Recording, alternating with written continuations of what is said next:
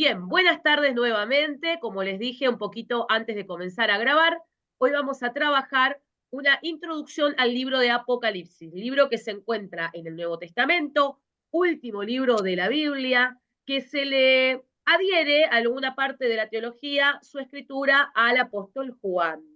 Veremos dentro de un ratito que no todo el grupo teológico está de acuerdo con que este libro tan importante que tanto hablamos, la visión de Juan, sea el mismo Juan que fue el apóstol de Jesucristo. Indistintamente si era Juan el amado, el apóstol de Jesucristo o no, lo importante y la implicancia de Apocalipsis va por otro lado y no tanto por si lo escribió este Juan o algún otro, ¿sí? Vamos a comenzar con algunos datos importantes a tener en cuenta cuando nos acercamos al libro de Apocalipsis. En primer lugar, que este es un libro que ha dado, como yo les decía hace un ratito al comenzar, muchos libros, hijitos, por así decir, mucha biblioteca escatológica, es decir, del estudio de los tiempos finales.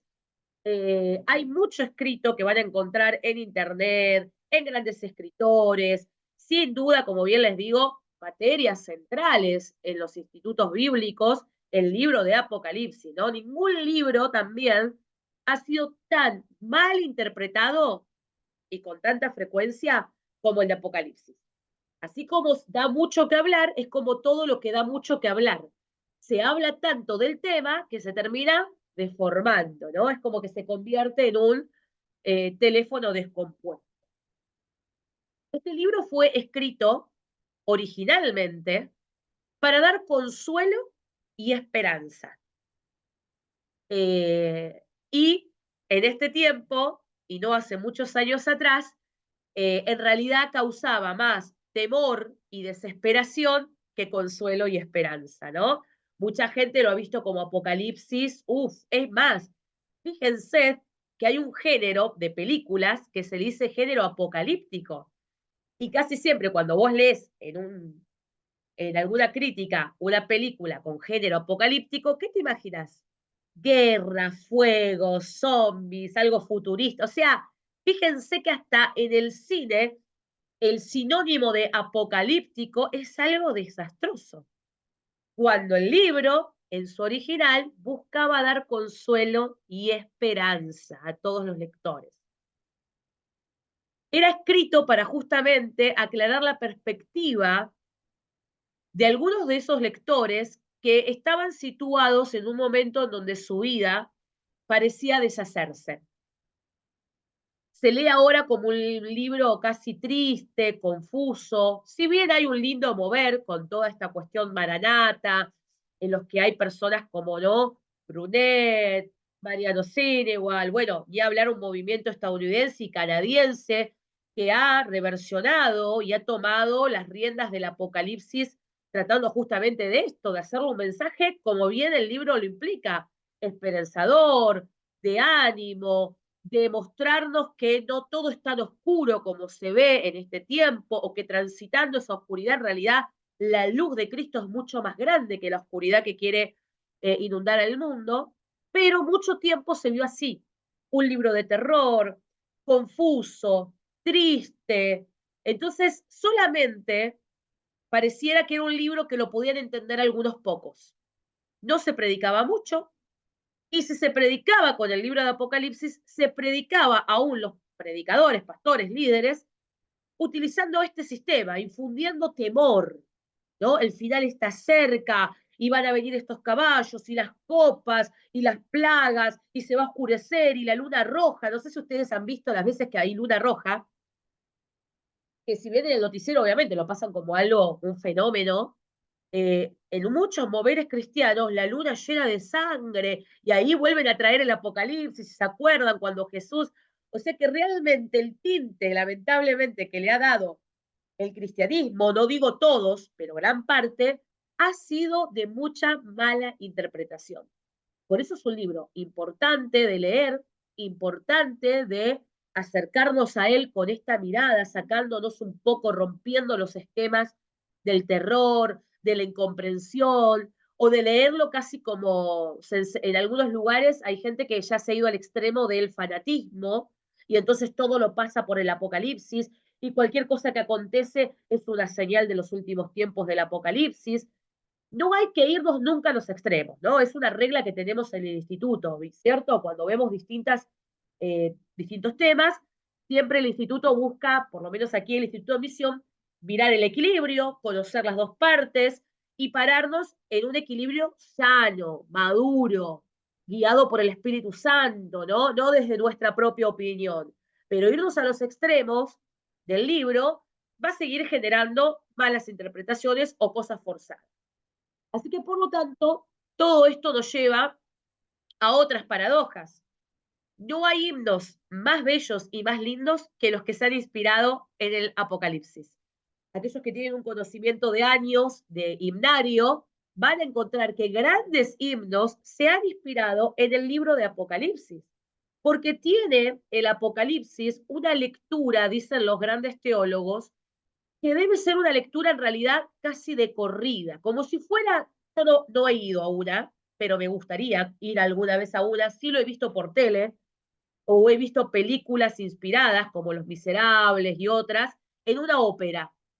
Si alguien alguna vez vio una ópera, va a ver que una ópera o una cantante tiene un desarrollo de una historia, pero cantado.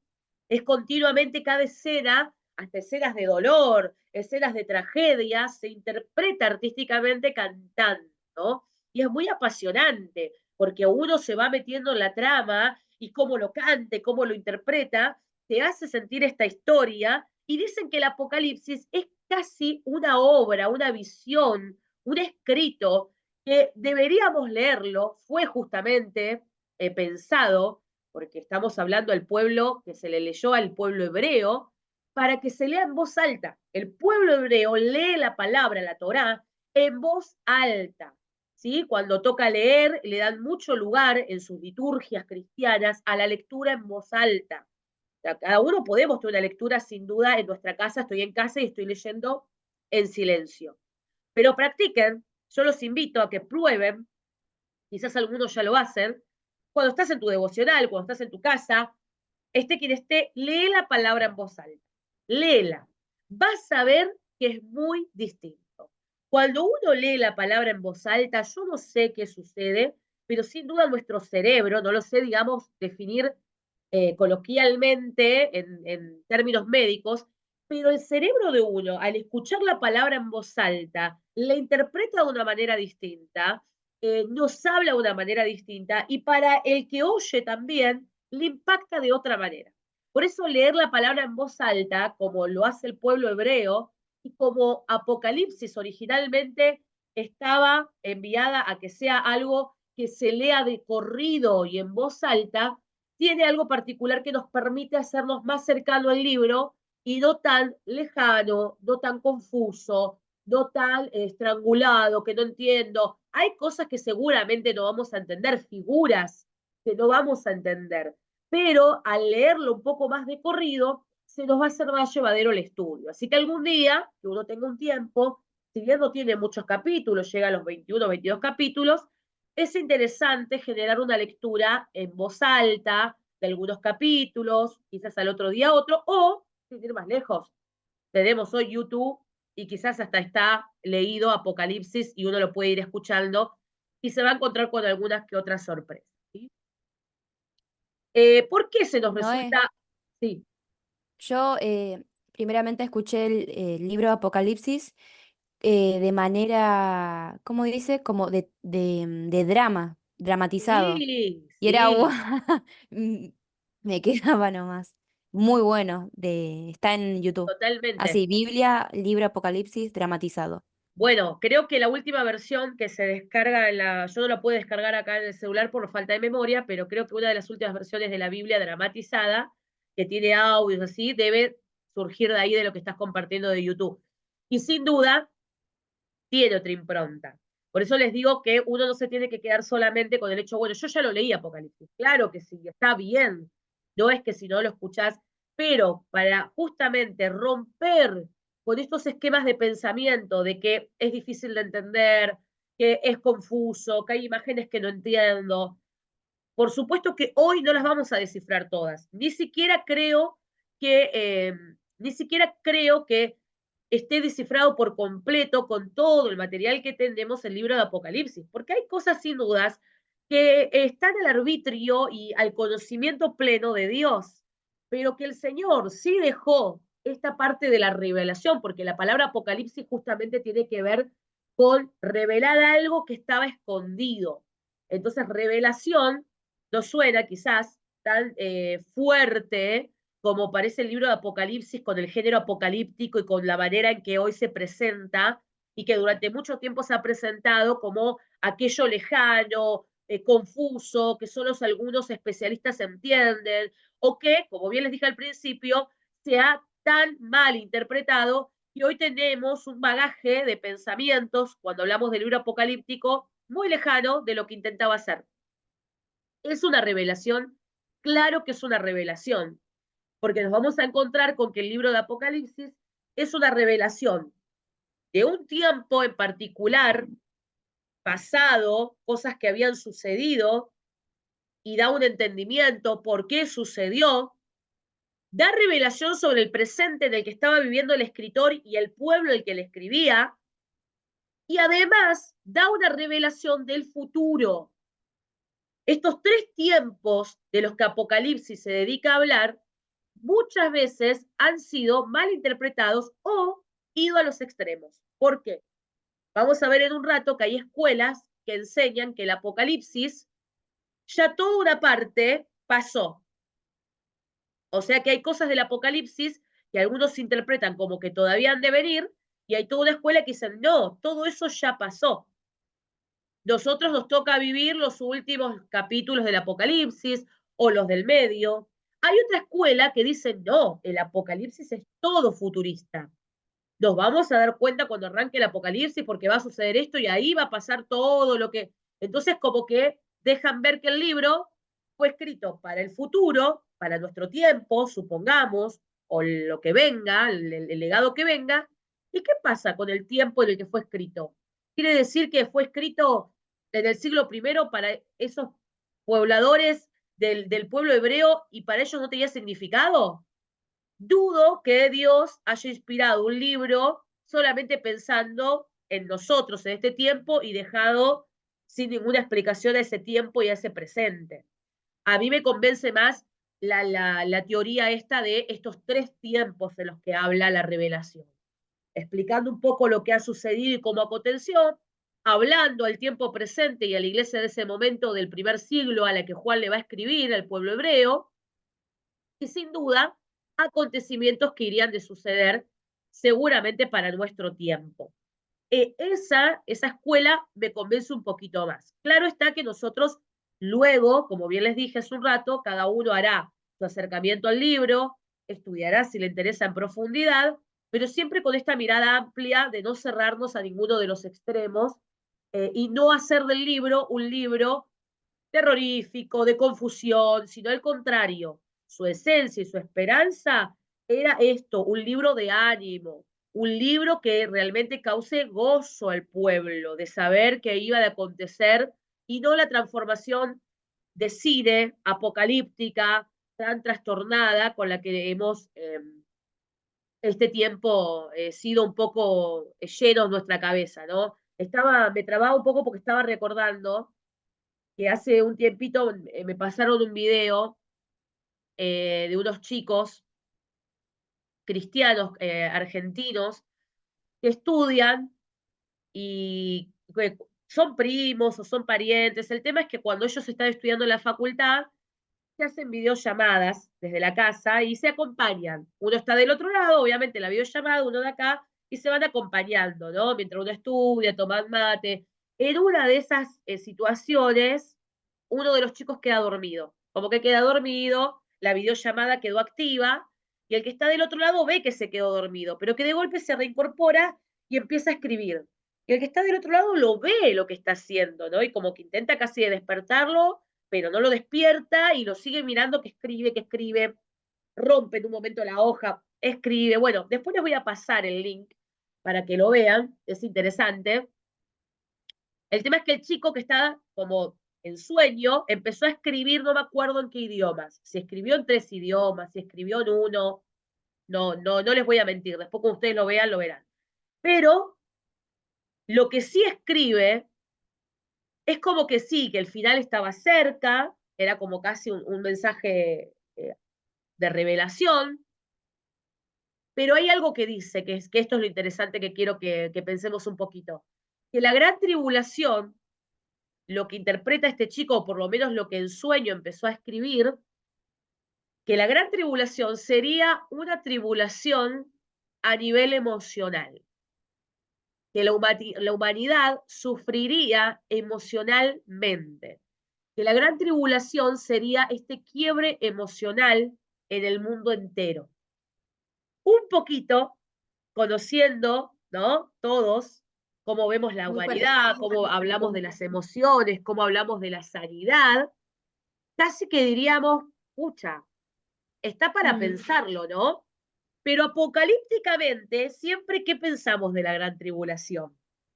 Bombas, fuego, guerras, ¿no? O sea, lo interpretamos de la manera que en ese momento el escritor, si bien de Apocalipsis habla de guerras, de tribulación, ustedes no olviden que este hombre que escribe, Juan, que está en la isla de Patmos, está viendo una visión de situaciones que quizás desconoce, cosas que nunca vio y que tiene que buscar la manera de cómo doy a entender esto que veo, que yo nunca lo vi y nadie de la humanidad quizás lo vio. Entonces, obviamente que usó figuras los más cercanas para dar a entender lo que quería decir. Entonces, la tribulación podía ser gente llorando, angustiada, vaya a saber, y él obviamente, como es todo miedo, tal cual. Por eso les digo que cuando estos jóvenes escriben y ellos dan a entender esto, nos hace pensar que lo que esperamos, como tanto tiempo, ay, va a venir la gran tribulación, va a haber violencia, quizás estemos viviendo principios de grandes tribulaciones porque vemos a mucha gente endeble en su salud mental, en su salud emocional, ¿no? Y que esto es tan fuerte o más fuerte que alguna persecución que tenga que ver solo con lo físico o con bombardeos o con fuego. Por eso no quiero decir que la gran tribulación va a ser el quiebre emocional. Este es un video que yo les paso, ustedes lo pueden ver, pero que nos hace pensar un poco en que tanta mala interpretación del Apocalipsis nos hace esperar algo de determinada manera que por ahí se está dando de otra manera, ¿no? Yo veía películas, me acuerdo cuando era más adolescente que se alquilaban los videos, dejados atrás, películas de años en donde muestran, ¿no? Que te sellaban con el 66 porque habla del número de la bestia en la frente, y uno, claro, está esperando, y quizás todas esas cosas se van a ir filtrando tan naturalmente como hoy todos en el celular tenemos un Mercado Pago, quizás lo van a poner como algo natural, como bueno, ahora tenemos que usar este número. A lo que voy es, no minimizamos, pero tampoco estemos pensando que va a ser de determinada forma. Por eso la palabra, y justamente el libro de Apocalipsis, una de sus palabras claves es velad. Velad, estar atento, escuchar, aprender. Fíjense, la primer bienaventuranza que da el capítulo, hay 7 bienaventuranzas en Apocalipsis, que las van a tener que buscar ustedes. Yo les voy a dar una. Eso es una tarea que les voy a dejar. Hay 7 bienaventuranzas o 7 bendiciones en Apocalipsis. Yo les voy a dar una, que es el capítulo 1 o versículo 3. Puede ser que en cualquier momento se corte, recuerden que volvemos a entrar. Apocalipsis 1, versículo 3, en la Reina Valera, les voy a leer, dice, bienaventurado el que lee y los que oyen las palabras de esta profecía y guardan las cosas en ella escritas, porque el tiempo está cerca. Miren, 3 palabras claves, por lo menos, o 3 acciones. Leer, oír y guardar. En un solo versículo dice, bienaventurados, bendecidos, dichosos son los que leen, oyen. Uno diría, bueno, si leo lo estoy oyendo, no, porque justamente ahí está. La lectura a veces la hacemos silenciosa. Qué importante es oír sobre el Apocalipsis, qué importante es leerlo en voz alta, qué importante es estudiarlo, sin duda, acercarme al libro, y además guardan las cosas. Es decir, cuando yo estoy velando, cuando estoy atento, estoy guardando en el corazón, quiere decir que no me quedo en un extremo pensando, no, bueno, la gran tribulación va a venir cuando sí estemos todos nos van a perseguir, nos van a matar. Quizás estamos en tiempos de gran tribulación con todo este quiebre emocional. Y una gran parte de esto lo ha causado la pandemia, ¿no? Sin ir más lejos. Gente que la pandemia ha sido un quiebre, un antes y un después en su vida emocional, en su salud mental. Y vamos un poco camino, las generaciones, a esta perturbación emocional, ¿no? Todas las situaciones que viven adultos, jóvenes, niños, adolescentes. Entonces, es algo para estar atento. ¿Determinamos que esa es la gran tribulación? No. Lo que sí nos acercamos al libro es sabiendo que no todo el género apocalíptico que venimos consumiendo a través del cine, a través de mensajes terroríficos y de terror, tiene que ver específicamente con lo que habla la Biblia. Porque hay muchas interpretaciones que quizás esta revelación progresiva se siga en el entramado del mundo que nos toca vivir, se siga ampliando. Y lo que antes entendíamos como tribulación o veíamos como tribulación, hoy nos demos cuenta que va por otro lado. No quiere decir que no sea tribulación, pero que tiene otra impronta y que nosotros tenemos que estar escuchando, leyendo, velando, guardando lo que este libro dice. O sea que el libro de Apocalipsis, aunque está al final de la palabra, no es un libro para que lo tengamos al final en nuestras vidas, sino que al contrario, vayamos a él, lo estudiemos, lo tengamos presente, no como, ya les digo, una cuestión de cine o para interpretar solo lo que sucede, sino también para ir viendo cómo Dios se revela, porque el centro del libro de Apocalipsis es Jesucristo y su gloria. Es el Jesús que vuelve en gloria. Es este servidor que murió de manera cruel, que resucitó al tercer día, que vino como siervo, que vino como hombre, pero que regresará como rey, que será el león de Judá, que volverá lleno de justicia. Sí, decime. Me hace acordar el año pasado cuando vimos el circulito que estaba el trono arriba, ¿te acordás? Que hiciste un Totalmente. pizarrón, Sí, habías hecho un pizarrón. Es más o menos es esto, ¿no? tal Lo que cual. explica lo que va.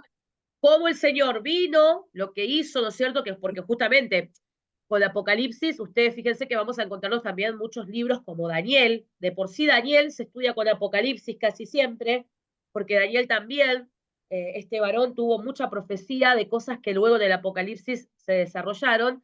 Y justamente vemos esta base, que es lo que vemos en este dibujo, de este hombre, ¿no? De este niño, de este bebé que vino, este hombre que creció, cómo él asciende por su sacrificio en la cruz, justificación, está reinando, porque el Señor está reinando en este momento, y nosotros somos quienes podemos acceder al trono de la gloria y a veces nos vemos tan lejanos de eso, pero Él reina y regresará vestido de poder, de justicia, justamente como un león a defender y a bajar su vara de justicia, la cual uno a veces dice, Señor, ¿cuándo vas a hacer justicia? Cuando el Señor venga en poder, gloria y haga justicia, creo que muchos vamos a estar diciendo, Señor, ten misericordia, porque Dios sí que es justo, Dios sí que sabe de justicia perfecta, y lo que esta justicia humana obviamente no puede lograr, el Señor tiene un tiempo para administrar justicia. Por eso, Claro, y yo creo que en este tiempo es como vos decís, también coincide, ¿no? Porque el tema de la salud mental está muy latente. totalmente, El tema de las redes también nos llevan con un asterisco, con un numeral, nos llevan un montón de cosas que no tal nos cual, damos cuenta, que tal no nos cual, damos cuenta. Realmente, así como nosotros, ¿cuántas veces me pasa, ¿no? A mí en lo personal de orar y pedir misericordia? Porque a veces sí, te rodean, uno le puede predicar sutilmente o con el ejemplo, como más que nada en un contexto más familiar se nota más fuerte esto, ¿no? De que uno muestra con el ejemplo, de que tal ama a cual, pesar de, y realmente pedimos misericordia. Es un tiempo donde en mi oración está mucho el pedido de misericordia porque realmente hay personas que no quieren y es terrible y no los podemos despertar. Solamente es como era la frase que se le amanezca a Cristo. tal Es cual, la que sea única Dios el manera. que ilumine. Por eso les digo que el acercarnos al libro de Apocalipsis, así como cuando uno se acerca al Evangelio y lo ve a Jesús obrando y decís, ay, qué paciencia tenía Jesús, cuánto me falta como Jesús, pero también al acercarte a Apocalipsis, también nos hace ver a nosotros de decir, bueno, tengo que tener sin duda más misericordia, porque aquel que no le ha sido iluminado Cristo, aquel que no tiene esta perspectiva de la vida venidera y de la eternidad, no me tiene que a mí generar que, che, qué bronca, que no, al contrario, Señor, que te alcance. Ojalá, Señor, realmente sea uno de tus llamados, de tus escogidos y te ilumines a su vida, porque la vida sin Cristo, miren, hay un libro, no me acuerdo ahora si es Chansey que lo dice, pero sí lo dice la Biblia,